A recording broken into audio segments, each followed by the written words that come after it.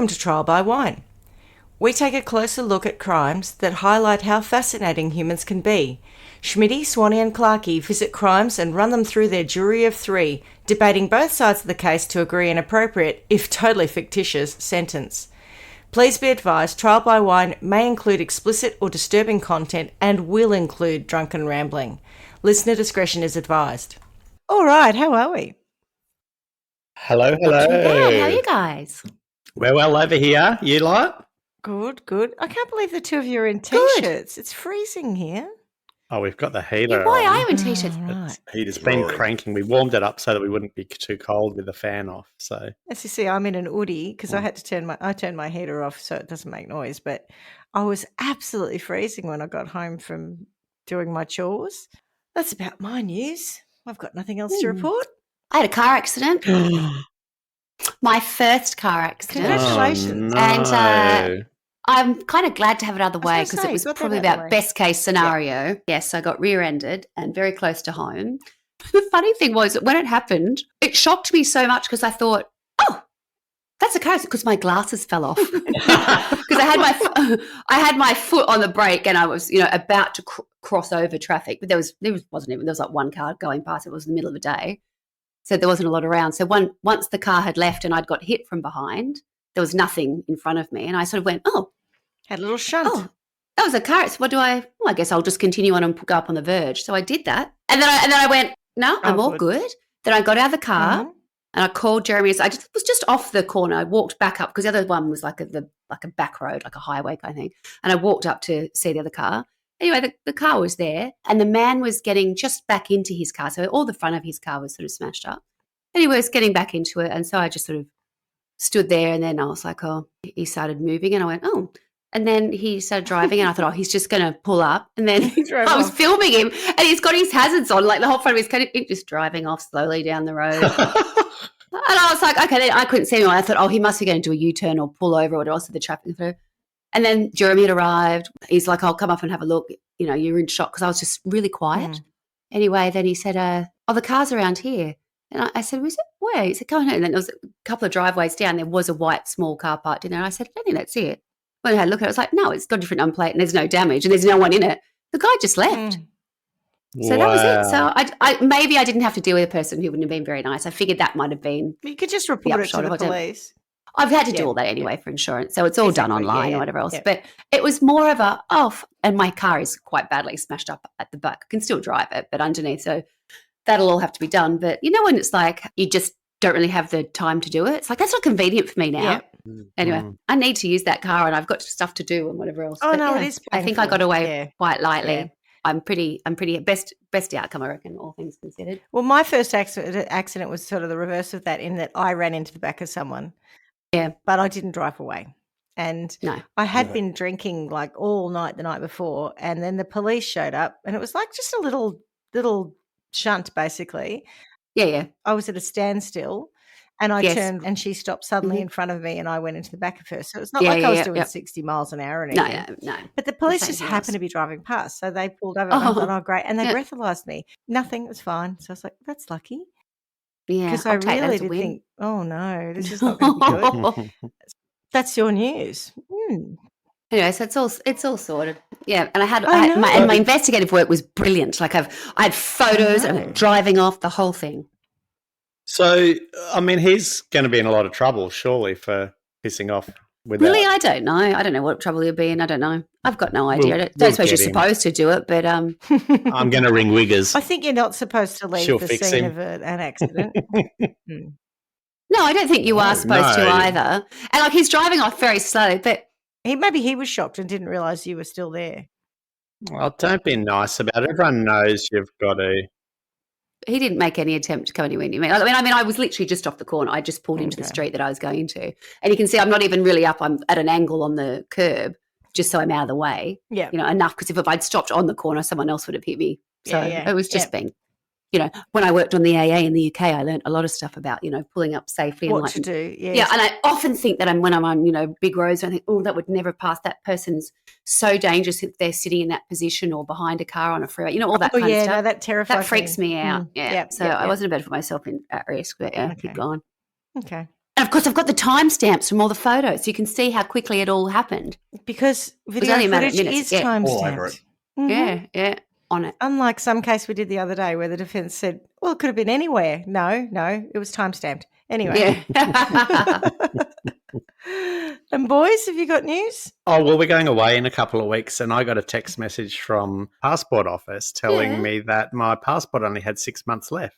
Oh. So I had to madly panic to get all of that sorted. That's a But good you're service. not going I for was 6 shocked. months, are you? No, but you need your passport To valid have the for 6 do months you? to come back in. Yeah. Oh, okay. Yeah. Oh, good to know. Mm. No, Absolutely. for a moment there, I thought, is there something you haven't told me? But doesn't that entertain you when, well, entertain's totally the wrong word, but the way a passport works is it isn't going to really work for the back part of it. That's I'm it. always, so stupid. I'm always having to go, what? Because with, in a family of 5, with and everybody but me is all dual passport holders, I have to factor that in all the time going, right. So Stevie being away at the moment, one of his passports had like just shy of 6 months on it. But it was okay based on him going to UK. Maybe it was the UK one. Some of he was going into the UK. Some of them only need 3 months. Yeah, so it was okay. But Others need 6. just on Australian. But I'm like, well, what's the point of the last 6 months? It's so ridiculous. What do you get for it? Like, Yeah. I don't. Yeah, or give me a discount because if I do travel a lot, I'm not going to be allowed to use that last bit, right? Yeah, true. It only What's the really point of works the if you don't validity travel a lot. date, though. Why do countries need you to have longer time than you're going to be there? So until June 2028, but not really. Yeah. Exactly. Not right. if you're travelling in Till 3 to 6 April. months prior to. If you're travelling in about, March or April, then that's going to be a real bummer for you. You're going to still have to get your new passport. Oh, thanks. Okay, cool. So I suppose we should introduce ourselves. I'm Schmitty. I'm Swanee. And I'm Clarky, and together we are Trial by Wine. Wine. And what are we drinking? Bassica, the little one that looks like wee. Oh, After drinking right. yesterday, after 2 birthday parties yesterday, I'm just trying to Rehydrate. rehydrate a bit. Get your salts back in. Yes, although I'm not going to get far on that. There's like a dribble left. I might have to. Yes, there's not much. 2 mouthfuls. No. What about you guys? Something more alcoholic, I'm sure. We're just on sparkling water tonight. Oh my word! You've had a big Yeah, weekend, look at have you, that. chaps? Look at that face from Schmitty. We had a big week. It's just been a big 6 months. Anyway, it's nearly over, so we get to go on holidays soon. Oh yeah, because you won't touch a drop while you're gone. Yeah, we know you. the Yeah, July. you won't. Obviously. Oh. No one drinks when they're on holidays. No. You're those what's it called sober travellers. We like to, Yeah. we like to be really on it and alert with what's going on. We don't like to drink when we travel. Would you like to have some fun? Oh, no, thanks. We're on holidays. Oh no, we're on holidays. We need a break from that. That's right. Yeah. So what are you about doing, Schmitty? Yeah, pathetic. That's a pair of Yeah, I know. I am Origin. drinking vodka and tonic. So there you go. Lovely. How very It simple. could just be sparkling water, Swanee. That's You exactly know. right. Here is my bottle of vodka, and there is a. Oh, I thought you were going to put some more in then. I thought about it, but then I thought, no, I've got some work to do today. There's a standard shot in there, and I'm drinking it with Indian tonic water. I like how you have to qualify a standard shot. Oh, she's having like top shelf. primo stuff. Yeah, Yeah. I like how you had to qualify that it was a standard shot as opposed to like a Schmitty pour, which Correct. might be something a little bit more generous. Yes, I need to Half give a myself glass. meat because I got A some, glass and a half in every. got some storytelling to do at some point, so I've got to be able to read. Yeah. So, on that note, who's got a story for us today? Do you want me to go? I would, yes. So remember I was telling you how I had a few good stories that came through from friends of mine, your and friends are they'd all been doing my research. Well, I Mm. think as proof that Facebook listens, Facebook has just been delivering these cracking stories. I just get these little headlines, and so I keep saving them, and this is one of those. I'll give you my sources list first because it's probably a bit longer than what I've done lately. But so Wikipedia, Grunge, All That's Interesting, Voices from History, BuzzFeed, Oxygen, Vox Bliss, and Fast Slang. It's going to be a good one because that Voices is a from very History good- throws me in amongst that. The rest of the other ones felt more sort of like now, but Voice of History's thrown me. all of those sources have good stuff on them. So I'm interested to see what you've got for us. Yeah. What was interesting is when I first got into the article that popped up, there wasn't a lot to it. I thought I'll just save that because there'll be heaps about this. And as it turns out, there wasn't a lot, but there's enough stuff that I found in and around it that I think it'll make it a good story for you. I think you'll like it. Yeah. Okay. So you ready? Mm-hmm. Ready. We're going to jump in the timey-wimey machine and go back to the 1990s. So for those of us who all remember, the 1990s marked a decade of major changes and progress. It was a time of peace and economic growth for many countries. The end of the Cold War brought new hope for global unity. Hasn't that changed? Mobile phones, email and web browsers opened up new ways to connect. And pop culture boomed. Music, movies and TV shows for the era are still loved today. Grunge and hip-hop shaped the sound of the decade. Hit shows like Friends and blockbuster films like Titanic left their lasting mark. And daytime talk shows boomed. Think of Oprah, Ricky Lake, Jerry Springer, all of that. And through all of that booming of daytime talk shows, there was a phenomenon that grew called ambush TV. Now, for those of you who don't know, and according to fast slang, ambush TV is a term that refers to a type of content that is specifically designed to catch people off guard and make them feel uncomfortable or upset. Maths? It's often used in the context of reality television shows where producers will intentionally create situations that are meant to be shocking or controversial in order to generate more viewings and higher ratings. They may not have been aware of what they were getting into when they signed up for the show, or they may have been misled about what was going to happen. What was that one in the UK? Was it Jeremy Kyle? Yes. That was a shocker. Someone killed. Oh, sorry. Yeah. Anyway. I could never stand it. All of that whole thing I just hated. Was never a fan. And Schmitty, it's not funny. It's no coincidence that you say maths out of all of that because I can't even stand. I can't stand it either. Maths. No, same. Oh my gosh, it's so gross. Yeah. Anyway, so in some cases, they may even be put in dangerous or potentially harmful situations without their knowledge or consent. Yeah. One common example of ambush TV is the use of hidden cameras to capture people's reactions to certain events or situations. This can include things like pranks, stunts, or social experiments where unsuspecting individuals are placed in awkward or uncomfortable positions, then filmed for the purpose of entertainment. The Truman Show. Is that what it was called? Yeah. Overall, ambush TV is a term that describes a type of content that is designed to shock, offend, or otherwise upset people for the sake of entertainment. While it can be highly effective at generating views and attention, it is also highly controversial and has been criticised for its potential to harm those who are caught up in it.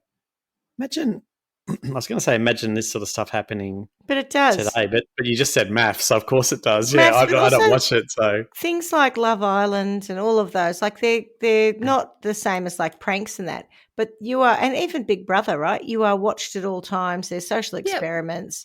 They're the same thing. Yeah. I just don't watch any of them, so I don't. No, neither do I. See it, I guess. I'm aware of anyway. Them, So they all loved, creating these big scenes. And remember, there'd be like something trashy going on and people yelling at each other and whatnot. And there were things. Father, you are my father. I'm not yes, you are. Yeah. Yeah, so I had to do a quick Google search for some of the topics, and they came up with things like, I'm in love with my cousin, man or woman, my child is bad, help my teens having sex, lie detector results revealed, of course focusing on catching cheaters. Sorry, I just got to go back one. Yeah. Help, !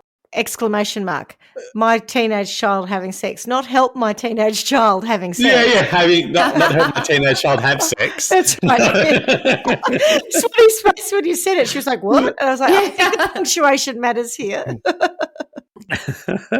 And the focus of today's story, I have a secret crush.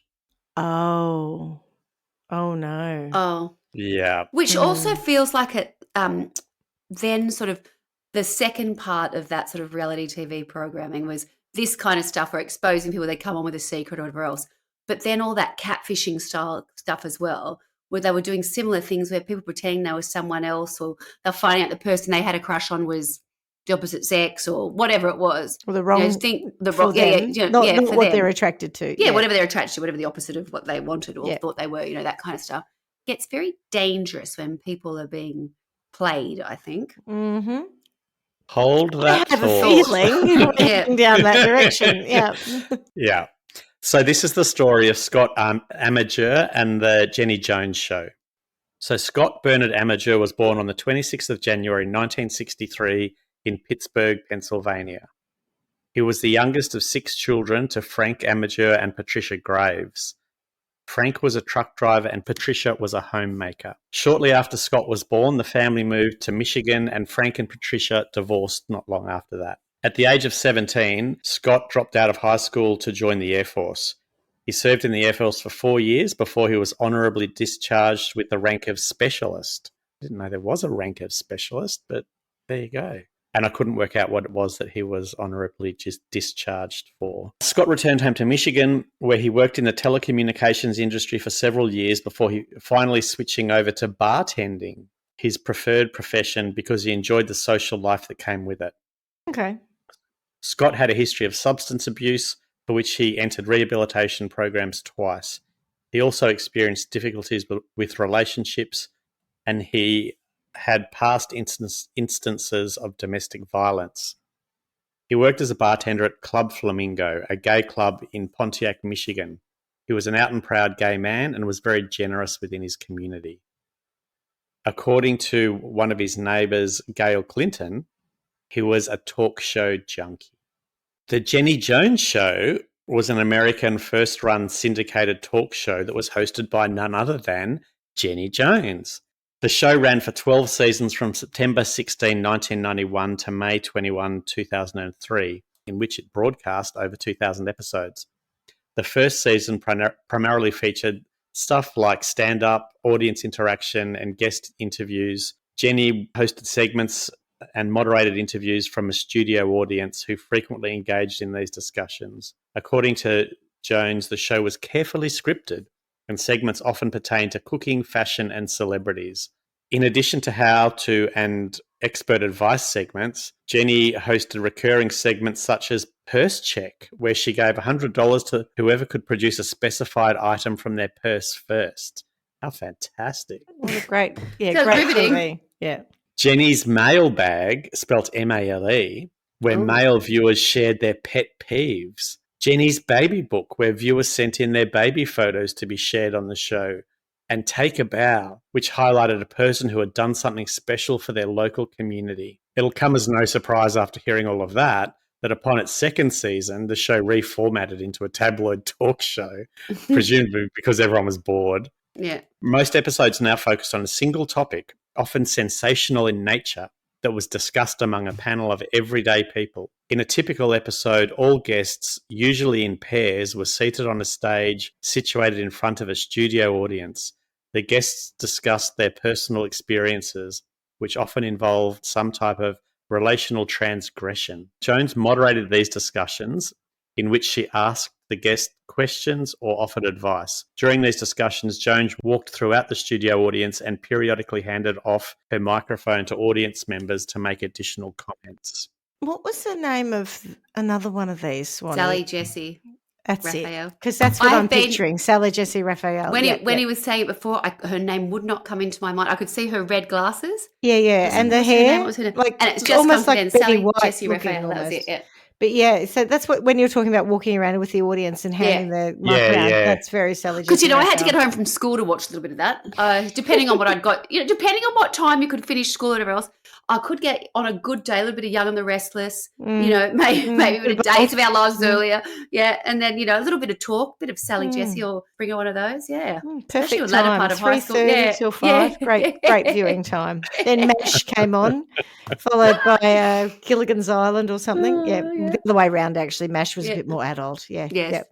So the audience members, and I'm sure as what happened in, what was it, Sally Jesse? They would generally offer their advice or opinions, particularly their disapproval. Oh, good. Yeah, because you want the expert opinion of the audience, right? Strangers, yes. Yeah. And then the show also invited various musicians to perform during breaks in the show. You've got to do something to entertain people. Just as things were getting heated. No, quick, let's cut to a break. Off goes the band. According to one producer, the show sought guests who had socially relevant stories that could inform viewers. Jones claimed that she related to many of the guests' experiences, further stating that the guests were representative of a lot of other people in the country and their problems. The show did not pay guests for their appearance. However, guests were reimbursed for airfare, hotel rooms, meals, and sometimes lost wages. So, on March the 6th, 1995, the show taped an episode titled, Swanee, you guessed it, Revealing Same-Sex Secret Crush. Oh.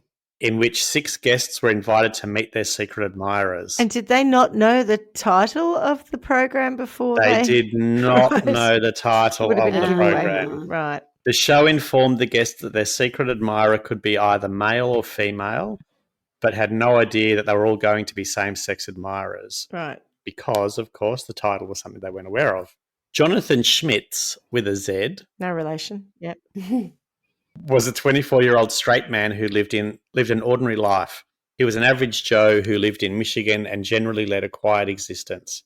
He was invited to go onto the show, being told that a person had a secret crush on him and that they would reveal themselves on the show. So he went on, believing that a woman had a crush on him, and he was curious to know who it was. When he arrived at the studio, he saw a woman he knew in the audience and thought she might be his secret admirer. So he got up and kissed her. Oh. But was told by show producers, "Oh no, she's not your secret admirer. She's just an audience member." Can you just sit back down, please? You've just assaulted somebody. Yeah. 1995, right? Different context, but sure. Yeah. Correct. In the episode's third segment, Scott Amedure, who we just spoke about, was the one who revealed himself who had a crush on Jonathan. The two had been introduced by a mutual friend named Donna Riley, who was also at the taping. Jonathan was stunned, but responded by saying that he was flattered by the crush, but definitely heterosexual. Mm. And to those who were watching, he didn't seem enraged or otherwise disturbed by the revelation. And at worst, everyone thought it might be something that would be laughed off in the future, maybe as a tall tale to tell over a night of drinking with friends. And all he needed to say was, well, he's only human. Right, that'd do. Of course he can't help it. He's only human. He's only human. No one thought any more of it. 3 days after Jonathan's appearance on the Jenny Jones show, he returned home from an evening out with friends to find an anonymous note on his door. Though the contents of the note were never revealed, it was enough to enrage Jonathan. After finding the note, I was just going to ask, when they taped the show, had it been played at this point 3 days later? Right. No, so 3 days later, yeah. This note's going to be something to do with someone who was there and knew about it. Yeah, okay. Yeah. After finding the note, Schmitz withdrew money from a bank, purchased a shotgun, and then went to Scott's mobile home. Oh, no. Wow. He asked him if he was the one that left the note. Scott responded with a smile. So Jonathan returned to his car, got his gun, and returned to the trailer, where he shot Scott twice in the chest, killing him. What? Far out. After killing Scott, Jonathan left the residence, telephoned 911, and confessed to the killing. He claimed he killed Scott because he embarrassed him on national television. Not yet. Because of the killing, because of the killing, the episode that featured Schmitz and Amedure never aired. So parts of it did run in news segments about the murder. At the trial, the jury heard Scott not only reveal that Jonathan was his crush, but also detailed various sexual fantasies about Schmitz. Jonathan smiled and laughed throughout the taping, but he did so to hide his embarrassment.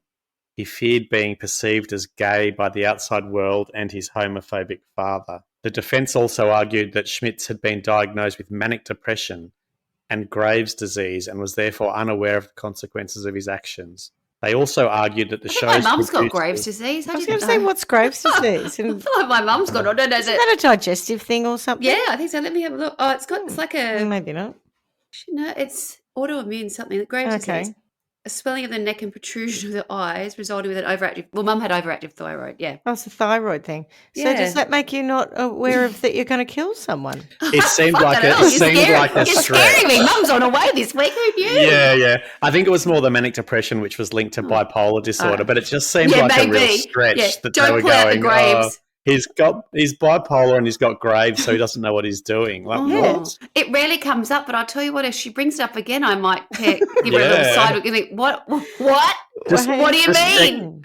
Check in on his mental health first. What do you got in mind that you're going to blame on Graves' disease, Toots? Sheepers. I thought that was like, I just go, I don't think I was paying enough attention. Whoops. That would have been a rude shock. Now I'm ready for it. Yeah. Yeah, you're safe. You can do as need to. That'll be the Graves' disease talking. Oh, Mum, put the gun down. Yeah. It's not that bad. Step down. It's just take a breath. It'll be fine. It's just the Graves talking. Let it be. You're good. We know you're unaware of the consequences of your actions. You can't know. It's the Graves, yes.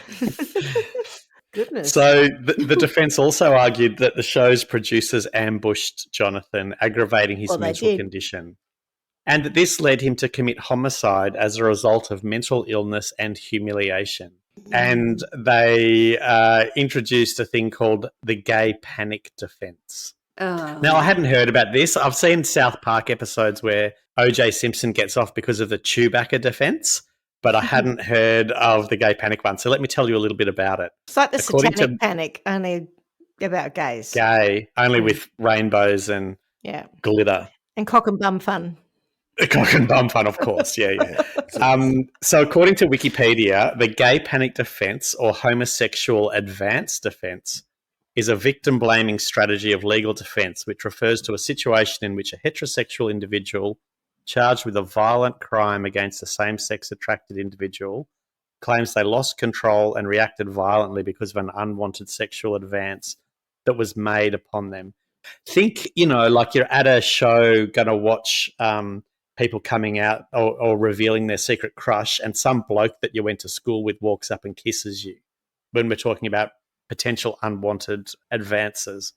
I find it ironic that he's gone and kissed that woman thinking that she didn't pull a gun and his secret crush, and it wasn't her at all. Yes, but that's what I was going to add to that. I was like, I wonder how many lesbians have had to use this defence in court when another woman has gone up to them and, they didn't realise. I've been hit on by women. Yeah. You didn't think to I didn't have a gay panic. No. You didn't have a gay panic? Are you bipolar? Have you got Graves' disease? What? No. Lucky she doesn't. We know how it would have been if she had had Graves' disease. My response was, I'm terribly flattered, and as long as someone finds me attractive, I'm feeling good. I didn't really care what gender I've been hit on by women too. I know, as long as someone thinks they're all still alive, as far as I know. Yeah. I don't know if they're alive, but they're not dead at my hands. Yeah, that's exactly right. Yeah. The defendant using the gay panic defence will use it against things like assault and murder with the aim of seeking an acquittal or a mitigated sentence, or perhaps even a conviction of lesser offence. A defendant may allege to have found the same-sex sexual advances so offensive or frightening that they were provoked into reacting. I panicked. A gay person spoke to me. I panicked. Yeah. Were acting in self-defense. They were going to kiss me. I had nothing to do but shoot them. I might catch it. What? More to the point, I might catch gayness. Were of diminished capacity, possibly had a low capacity already, or were temporarily insane, and that this circumstance is exculpatory or mitigating. I mean, my God. A gay person came up to me and I went mad. A gay person told me he thought I was hot, so I just went insane. I had to kill him. I went berserker. It was self-defense. That's terrible. There are some people who have, like this guy I think we're talking about, we don't know how conditioned he was by his homophobic father to have an extreme response when this happened. Because, when it happened at the time, he was, like whatever. But as he thought more about it, as he dwelled on the fact that it would become public, this episode was going to come out and what that would look like. Yeah. And then whatever this note was that tipped him over the edge. I think this note, whatever it was, tipped him over the edge. Now, when you say that he talked about his sexual fantasies, the victim, was that on the show he talked about his sexual fantasies? In the note, that's I what. thought. That's in the what note. No. What I read it to be was that on the show he had said some of that, so that came out in court. Oh, God. So the contents of the note, but I mean, it could have been, I want to give him a little, could be anything. pat his little tushy. Yeah, you don't know how bad that is, but I still think I understand what you're saying, Schmitty, but I think murder, we often talk about people who have mental health issues or whatever, and plenty of them have the same kind of thing, but don't. Yeah, but if they don't have Graves' like disease that. as well, Well, I mean, probably... I must say I don't normally take that into account when I judge like that. But now you will. Yeah. I wonder. I can't help but think that given his I wonder what mental Crohn's state, does. I don't want to know, right? If Graves does that. Spree killing. Go on the Jenny Jones show and find out. But I was just thinking, that's fine. I was just wondering, given the guy's Jonathan Schmitz mental health situation, which, was that he was, not in a great way, I would think, I would not have been surprised if he hadn't have done that. He might have taken his own life. Yeah. At the thought of it being so public, and because it was in the 90s. It's a shame thing. It was not it was still going to be, things were still pretty horrendous there. Certainly, the idea of when I think about what kids used to say to one another at school, it was not...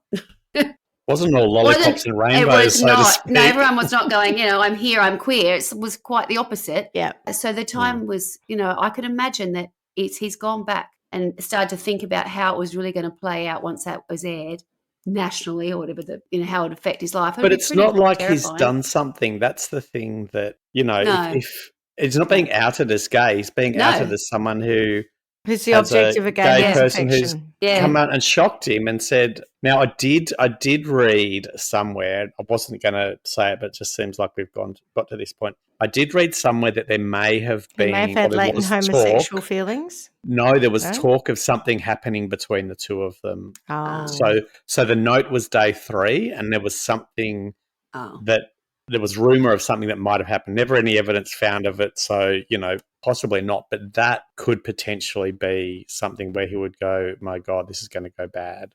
When you say there was rumour of something happening between them, do you mean that they had a sexual encounter? Yeah, okay. Yeah. Sexual encounter. No proof of it, though, and rumours, my God, No evidence whatsoever. Okay, yeah. Scuttlebutt. Yep. So the jury rejected the gay panic defence. So he was originally charged with first-degree murder, but he was found guilty of second-degree murder as the jury didn't consider his actions premeditated. Really? I went and bought a gun? All right. And I didn't even walk but only with after the the note. Is that the...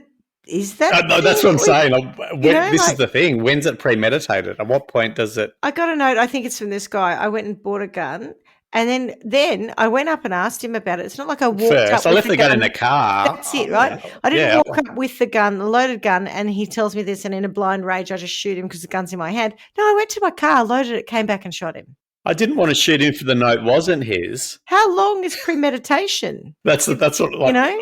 Yeah, okay. Interesting. During his sentencing, Jonathan apologised to the family of Scott before he was sentenced to 25 to 50 years in prison. It's a big sentence for killing one person. Yeah, but one person. I mean, he could have made other choices. Of course he could have, but... Well, I tell you what's interesting about that being so long is it's second-degree murder too, not first-degree. So I just kind of go 25 is roughly what you get for one person. Why is it second-degree, Schmitty? Because he didn't premeditate it. Because it wasn't premeditated. I just thought it was quite a long sentence for killing one person. I agree, but 25 is 25 the minimum parole period? Like you must do 25 before you're up for parole? Well, no, I don't think so, and I'll tell you... I don't know that for a fact, but I'll tell you he didn't do 25 years soon. Okay. All right. So his conviction was overturned on appeal and it went back to trial where he was found guilty of the same charge and given the same sentence. So that's 1999 he was given the same sentence. And does that take into account that he'd already done 4 years? Time served, yeah. Time served? Yeah. They'd have to. So they didn't add another 4 years to it? No, okay. Yeah, correct. Right. Yeah.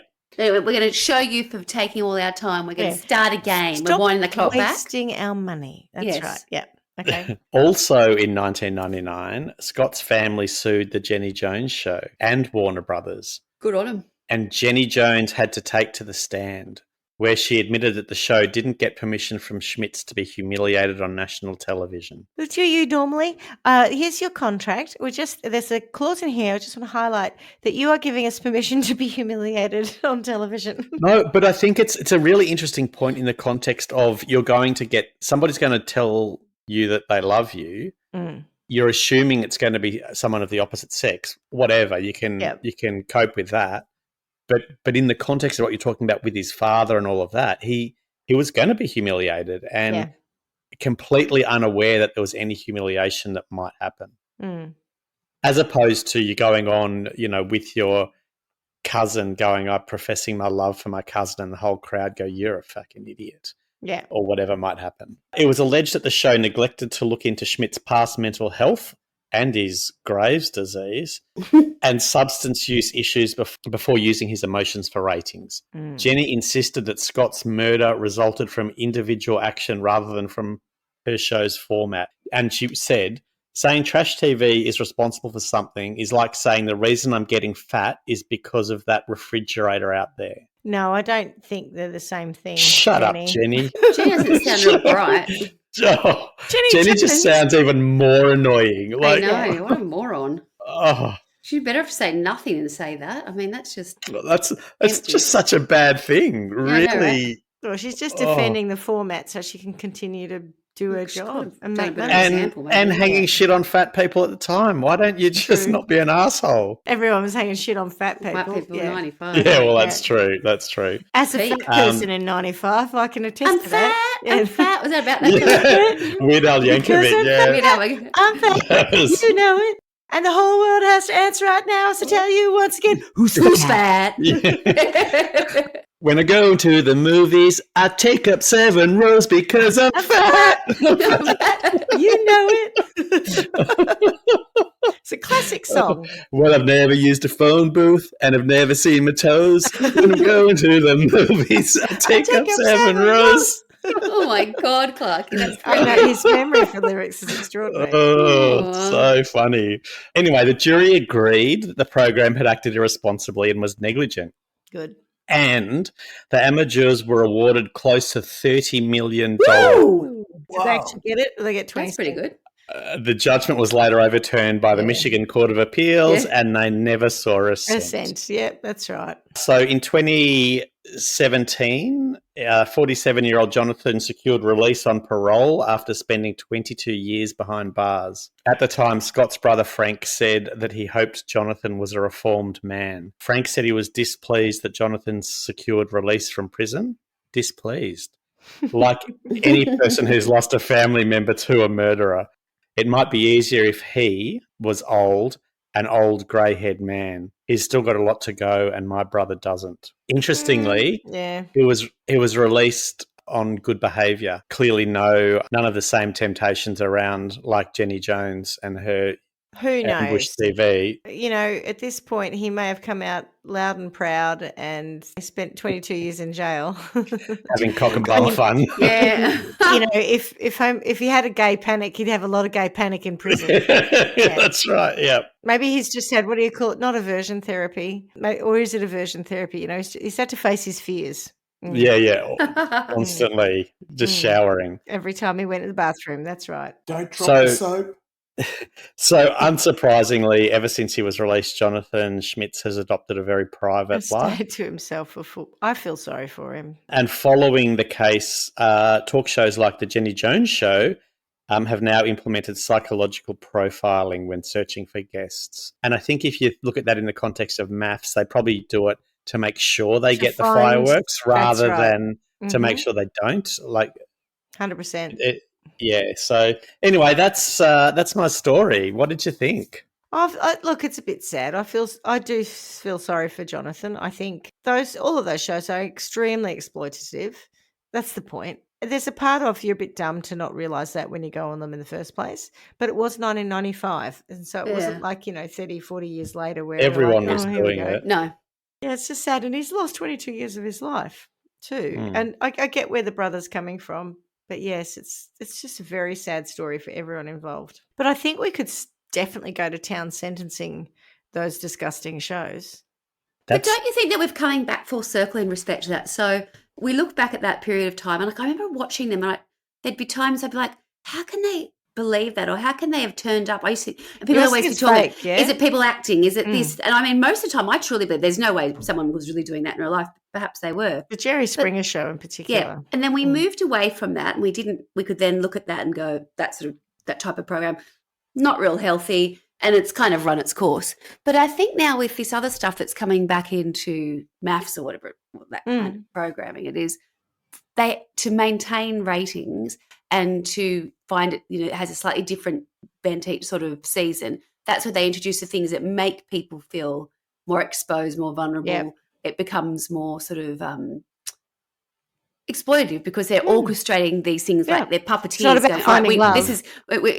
We'll allow one couple to find love, and in fact, 2 or 3 could do it, and then only 2 get across the line. That's perfect. That's what we need. That's all we need. As they find love with another couple, and there's plenty of carry on in between. They need somebody to fall in love, but they need. If everybody did it, the show wouldn't exist, right? I know. So they need to know the people who they put the people who are totally wrong together, and they put the people who are a little bit wrong together, and the people who are going to hate each other, and they know all of that because before then they're like, right, well, that should be fireworks here or whatever else. The people that go into it, sometimes I'm thinking. They know that going in, but still when they're actually being filmed and it's happening in real time and they're making them do certain things, I think, oh, my God, you've signed a contract to put yourself in that position. That they've got to try and get ratings. I know I find it under the guise of love is ridiculous. It's an entertainment program. It's totally an entertainment program. It's the whole premise of it revolts me. It's like, let's meet someone I've never met, and then they get married, and then after time they're having sex immediately too. And of course, yeah. What on earth? I mean, I know some people have one-night stands, but surely you do that when you go out, you get pissed, you're a bit horny, you meet somebody, you fancy them, and you think, I'll give that a crack. That's very different to this setup. You know what I mean? What's marriage? Yeah. Horny about any of that? Ugh, and a camera crew following you to the door. Oh, yeah. Do they actually get married? No. Yeah, right. Not legally, no. Anyway, so let's sentence someone because someone deserves it. Yeah. I mean, I think that there's probably a lot that I don't like like you said, the whole talk show, ambush TV kind of thing. I don't know why people find it entertaining. And I don't know why people go on it. Like all of what you just said about, what. I think I know why I used to like watching it when I was younger, why I would do that as a teenager was because it seemed like unreal. So far removed from my very boring life or whatever it was. So there was that aspect of it. But I also think there's that voyeuristic thing going, oh, my God, I think, we're a bit shit, but frankly, we've got nothing on these who, oh, my God. Because a lot of the stuff, and certainly the stuff with Jeremy Kyle in the UK, a lot of it was about getting lowest common denominator, the people that they would get on that show. Yes. And I know they do the same in the US, but I can really attest to that having lived in the UK where Mick Philpott, was he on Jeremy Kyle? Yes. It was always like, did they give these people a free feed and a little bit of cash to come and share their horrendous lifestyles and secrets? And that's how they did it. They used them to create a television program. It was awful. And, it was other people going, oh, my God, looking down on them. And I think, 100% that's what it was. Not nice. Yeah. There'd be all those fights on stage and... Yeah. I just used to make me cringe. I'd be like, my God. Almost like if you think about it, gladiators and Christians in the Colosseum type stuff. It just shows you that human nature hasn't actually evolved that far since the Romans. When you think about kind of this idea of just something disgusting happening in front of an audience and they're going, yay, that's great, thumbs up, thumbs down. And there's an element of that psychology, I think, to your point. Why people would want to go on TV and carry on and argue like they do, I'm like, my God. But why would people 200 years ago want to go and witness an execution? But they did. There's something about human psychology. What I'm saying about the people going on, though, the people going on there and having those arguments publicly like that. For fame. Why do you go on That's MAFS? terrible. Why do you go on these programs? Because it's your 15 minutes of fame. And then you're on another one and another one and but another in the one. worst way possible. It's not like you're Fame's doing fame. anything. Who cares? You don't have to have a skill anymore. In the 90s, we didn't have phones and we weren't able to share our lives and photos. We didn't see people's lives. So we could just ring people we knew. Exactly. But do you remember if someone said, I've been on television or I'm going to be on television? That was a big deal. I know. So you were a celebrity. Back in the 90s, being on TV was kind of like an ultimate kind of goal. I don't think it even really mattered how you got there. Except you're having a scrag fight with someone who stole your husband off you or whatever. There was still some sort of... You're absolutely right. Like if we did video instead of audio and put this on YouTube, we're effectively creating our own show. And that wasn't, you didn't have that.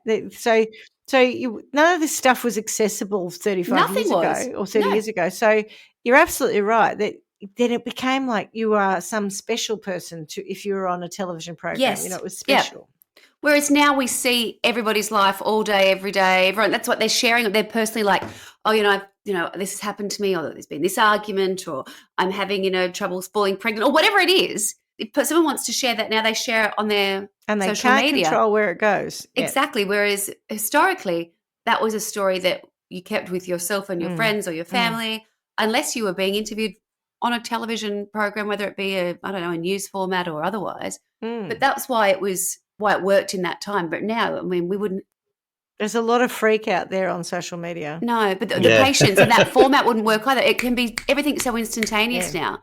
Oh, what's the point of the story? Okay, I've sent it on to the next thing, on to the next. The thought of sitting down for a half hour or whatever the shows were and waiting for that story to be, and then the audience, all of that. People don't have that concentration either anymore. It's like, cut to the point, where is it? Yep. People have the opportunity to curate and their own narrative. It's their own content, right? Yeah. So if I want to talk about the size of my vagina, like that kind of shit that's on TikTok and things like that, that's my choice to do it. You know what I mean? It's not a producer who's... Is that really what's on TikTok? I have no idea, but, there's a lot of nonsense, right? So if it's not that, it's some other... there's just endless crap. If you can go down a rabbit hole on these platforms and get lost for days, and you are no more enriched than when you entered that space. You may have lost some of your IQ. But the point I'm making is that people choose what they put forward. Whereas in the case of this 35 years ago, we're talking about the producers really manipulated what was put forward. And that's the whole point about that case against Warner Brothers and the Jenny Jones shows, was that they didn't tell him that this was going to happen to him. So anyway, but I think Jenny Jones herself, I'm happy to sentence her. Why not? She fat shamed too. And as a somewhat touchy woman, I'm offended. She just sounds like a bit of a goose. But, I think a lot of the stuff with these programs is, is someone's name. It's the producers more often than not. Absolutely. I mean, and their networks that are telling them what they've got to get in terms of content. It's not the namesake. But, it's all about... Oh, well, the producers of the Jenny Jones show then. Correct, yes. What should we do with them? I think I would like us to return to a bit of trial by one heartland. Mm-hmm. Go back to the trial by one world. I was talking recently to a new fan that we have, who happens to be my boss, and she is listening. Fantastic. High five. Hi, Schmitty's boss. Hello. And I was explaining how we used to, well, we were at a function last night, and I was explaining, what our point of difference was. And then she said, well, you've got a bit soft on that, actually, or words to that effect. And I thought, no, she's right. We don't sentence as much as we used to, and we don't go as hard as we used to. So I'm going to take the producers of the Jenny Jones shows and just basically anyone who in that period or even now know what they are doing. It is premeditated, because it is, to put these people into this situation. And I'm going to send them to somewhere in Trial by One world. Maybe I'll put them on a talk show, and we'll have really good researchers who will dig out the thing, back to Swanee's nut punch, psychological nut punch, the thing in their lives at their deepest, darkest psychological root that will humiliate them. And we will exploit and film that about these people so that they get a taste of their own medicine. Nice. What about, have you got one, Swanee? You look like you're about to go. I don't actually. I know I'm still struggling to think of one. Swanee? Yes? I didn't understand what you said. I can't let read it would turn out. Tara McWilliams. Yeah, so what about her? I'm just saying, she's going to Trial by One World, mate. Oh, yeah. Anyway, absolutely. I'll cut that out. Yeah, will do. The funny thing is, she keeps coming up as a friend request on Facebook. Not a friend request, but she's a bit fucking... I'm not touching it. I'm like, crazy I don't know her. No. Yeah. Anyway, she's the maths producer, Clarky, and I think she was sending a friend at you. Oh, did you? Yeah, right. I wouldn't call her a friend. I knew what she looked like. I know who she was. And at the time, she wasn't that. She wasn't anything near as important when we knew her. No, she worked for John Laws, remember? Yeah, she was a no one. Yeah, like us. Anyway. And now, look at us, big-time podcasters. not that I want to go on about it, but, you know. Well, I know you had the experience that I sometimes have. Like my boss going, I thought it was very insightful what you were saying the other day. I'm like, oh, God, I've got to be so careful about what I say. I don't even remember what I said. No. Sentences. So I reckon Trial by Wine World has Sideshow Alley. Yeah. And there's going to be whack-a-mole in it. You know where the moles pop up? But instead of moles, it's going to be the talk show hosts. And you can just whack them. So Jenny Jones is going to be one of the moles that's just going to get whacked constantly. Sally with a bit of Dr. Phil. Yeah, I don't know enough of them. But, yeah, I reckon you could Jeremy Kyle, I'd happily whack Jeremy Kyle in a whack-a-mole sense. Not with a gun. Not with a gun, no, just to be clear. Yeah. Just to be clear, yeah. So it would just be an eternal existence of being in the dark, pop up, oh, light, black, dark, light, That couldn't be fun. I was thinking, I don't quite know who I want to give this punishment to because I don't quite know where the kernel of the thought comes from. Is it a producer? Is it a network? Is it? It's somebody who says, right, I need you to get people on, and in the hope that, you know, they feel like, oh my God, I'm not even gay, but someone's just declared their love. A gay man just declared their love to me. They knew that stuff was going to happen, right? They didn't. They knew that guy was straight. So whoever that person or it is at the top of the tree who makes the decision, and then everybody else has to go and find the people. I don't necessarily want the people who had to go and find it. I want the person who made that decision. What I'd like for them is that they had not so much their deepest, darkest secrets, but something like that. But I bet you their life and the way they choose to present themselves is very much, this is my outward facing life, this is who I am. I'd like something to happen to them where they were exposed and it was them and their, not necessarily their deepest, darkest secrets, but, you know, I don't know, going to the toilet or just doing really perfunctory things that, you know, you just get on with it. It's not a big deal. But to feel totally exposed. There are things that are for public and for private consumption, right? Yes. And when you put somebody in that situation and you take away their choice for that to be a public or private moment, that's the kind of thing I want to get to. Is that person is like, it doesn't have to be a, you know, they're getting hurt or whatever else. It's like just stuff that you don't really want to do publicly. You know, some people are like, I want to eat publicly. You know, I don't want to go to the toilet publicly. I don't want to get changed publicly. I'm, you know, things that I don't feel comfortable. Whatever that humiliation. Whatever it is I would feel completely exposed and vulnerable and humiliated. Yeah. What would make me feel humiliated? If you filmed me going to the toilet and then put it on national TV, I think I would just, you know, that would be horrendous. Die. It's like, oh my God. So it doesn't have to be the world's worst thing. It just has to be something that I just don't really care for everybody else to share with me in doing it. Yeah. You know, just something like that. Something as basic as something that we all do, but I don't want to share it. You know, I mean, it's not that big a deal, but I don't want it done. I know it's humiliating. I think it's more than just put it on television, though, because the thing about 1995 is that TV program would have aired and never aired again, right? But now, viral, you know, so and it's instant, let it go viral. Yes. And it's one of those things that you've seen and it comes back up 6 months later. So all that the time. person can never get rid of it. You can never chase that down. And there's memes. Yeah. People make memes if you're doing a poo. Yeah. You talk about it being, you know, going to the toilet. And it's a funny thing because often I will have I won't call them nightmares, but they're uncomfortable dreams. Yeah. And it's usually because I actually need to wake up and go to the toilet. Yeah. But how many times I have dreamt that I'm in some kind of a public toilet and there are no doors on the toilet and I'm desperate to do a number two. I'm desperate and people are in and I'm like, oh, and there's no toilet paper. And it's just the most anxiety-ridden dream. Yeah. That's the kind of scenario as you were talking. I thought, I know exactly. I mean, you just have to be quite basic. It just I can set design this. I've got this. Yeah. And then we film it and it goes viral. Yeah, that's a great one. Okay, cool. Ooh, that is a psychological nut punch. Nicely played. Yeah. All right, Clarky. Well, that was a good one. I mean, sad, but interesting though. And it's what I find interesting is how you started with. Imagine if that happened now. It does. It is still happening. We don't just in learn. a different format. Yeah. 100%. But it's so true. I'm so glad you took us back to the 90s because I really haven't thought about that in a while. And we can really, because we've lived through it, make that direct comparison between a time when TV was king. Yeah. And if it was on TV, it was considered important or newsworthy or worth sharing. Yeah. It had been planned or there was an expense associated with it. TV was a big, big deal. It wasn't like trying to trot out the cheapest thing all the time. We all went home to see it. We talked about it. And if you didn't see it, you'd had to talk about it. It was just of that moment. So I could only imagine those shows on a national scale, thinking that was going to come out and that you would. It would have been awful humiliated. for him. I can understand. God. Not that he killed someone, but I can understand. Separate. Yeah. You're in this situation, you laugh about it, and then over time, as you're thinking about what's going to come, I can see that building up, and then I can see it being triggered.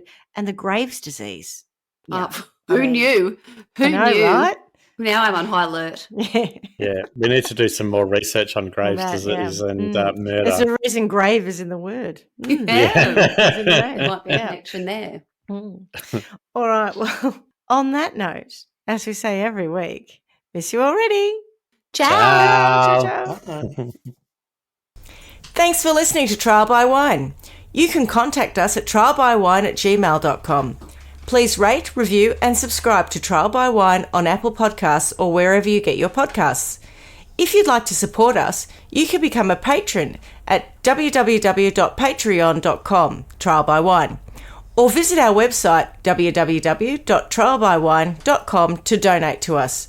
Your support will help us cover many more cases and apply wacky sentences. We really appreciate you listening and hope you tell everyone about us. Our cover art is by John Christo and music is by Beauchamp from Pixabay.com.